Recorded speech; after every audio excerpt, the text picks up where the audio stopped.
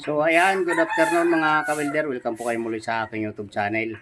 So ngayon mga kawilder, ang atin naman ipakikita muna about naman sa pinaka gate ng ating kural ano. So gumawa tayo para maging matibay. So mayroon tayong ipakikita dito para ano, para tips para matibay yung pagkakapitan ng ating pinaka bisagra na tubo. Ayan. So bali ginawa na nga pala natin ng gate mga kawilder, gawa ng magwawalay na tayo ng ating mga biik. So ilang araw na lang iwawalay na natin. Kaya yung ating ginawang kural ng inahin ay ating tinapos na mga kawilder. Ayan.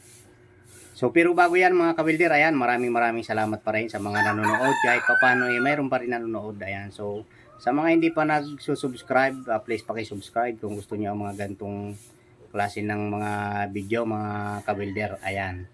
So tara mga kawilder, ipakikita ko sa inyo yung ating ginawang simpleng gate. Bali ito na nga yan mga kawilder. So ayan mga kawilder, bali ito na nga yung ating ginawang kural ano. So first time nating gumawa, ng pag asintada, palitada, ayan. So nagawa rin naman natin.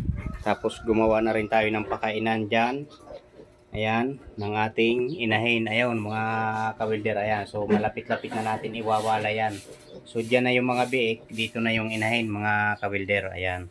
So, bali ito na yung ating ginawa, mga kawilder, na gate ngayon lang. So, bali mainit pa. Ayan, ilang isa na natin. Bali mainit pa ito na na pinagwildingan. So, katatapos lang natin. Bandang alas 2 na ng hapon ngayon, mga kawilder. So, ito ang ating ginawa, mga kawilder. Sa ibaba, medyo halos 3 daliri lang ang pagitan para kung sakali man manganak ulit yung biik diyan, mga ilang araw hindi na sila makakalusot dito. Kung yung naglalakad-lakad na yung biik, hindi sila makakalabas Ayan, dito naman mga kawilder, ayan, malapad. So maano pa nga yung 4 na daliri, halos 5 daliri to. 3.5 inches, ito 2 inches lang mga kawilder ang pagitan. Ayan, so bali ito mga kawilder ang ating ginawang diskarte para matibay. Ayan, sa halip na dito natin i-direct itong tubo na bisagra, naglagay pa tayo dito ng round bar.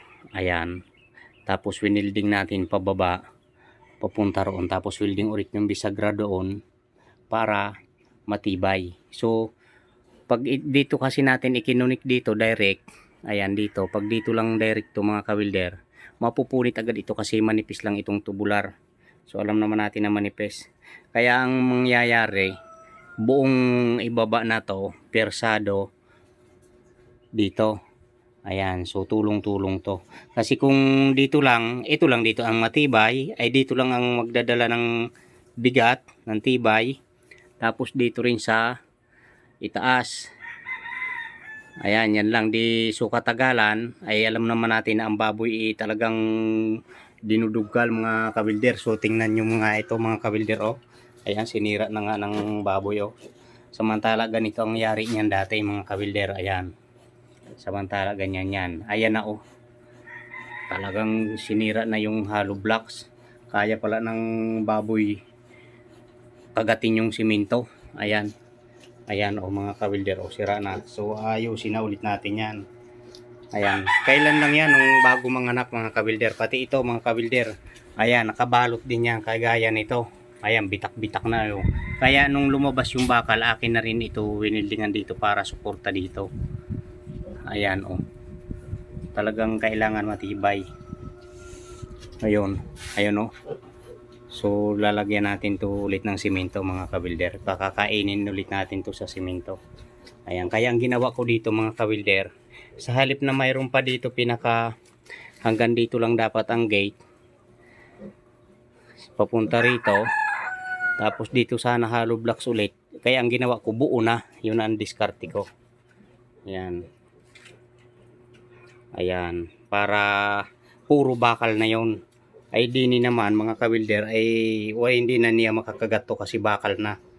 Ayan, pati rito sa kabila bakal na rin yan. So madali naman. Ang ginawa ko rin technique mga kawilder, ito na. Tingnan nyo yung technique dito mga kawilder sa tubular ko na binutas. Ay, mainit pa. Mainit pa. Kaano lang nito mga kawilder. Hindi ko na binildingan. Gawa ng minadali ko na. Oh. Binutas ko na sa tubular. Okay. Tapos. Ayan. Ayos na.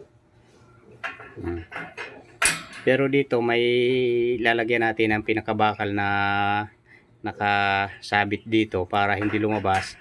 Kasi dinidugkal din ng uso ng baboy yung ano. Sa bagay, hindi naman kasi maliit na, halos hindi na nga makadaan yung dalawang daliri. Oh.